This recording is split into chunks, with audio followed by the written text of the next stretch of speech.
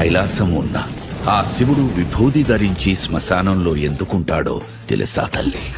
మనిషి చనిపోయాక దహన కార్యక్రమాల అనంతరం ఆ దేహాన్ని ఒంటరిగా విడిచి అందరూ వెళ్ళిపోతారు.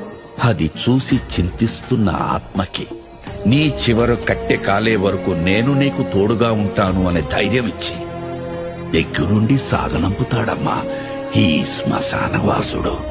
మరణంలో తోడుండే ఆ మహాశివుడు తన ప్రియ భక్తుడు ప్రాణాలు తీసుకెళ్లడానికి యమధర్మరాజు వచ్చినప్పుడు మార్కండేయుడు మృత్యుంజయ మంత్రం జపిస్తూ అక్కడున్న శివలింగాన్ని కౌగిలించుకున్నప్పుడు అదే శివలింగం నుండి ఉగ్ర రూపంలో వచ్చి మృత్యుదేవతకే మృత్యువు చూపించి మార్కండేయుడు ప్రాణాల్ని కాపాడిన మహామృత్యుంజయుడమ్మా. గంగ ఉధృతంగా భూమిపైకి ఎగసినప్పుడు ఈ భూప్రపంచం ఎక్కడ తల్లడిల్లిపోతుందో అని ఆ గంగని తన జటాజూటాలలో బంధించి ఈ భూమండలాన్ని కాపాడిన జటాధరుడమ్మా ఈశ్వరుడు.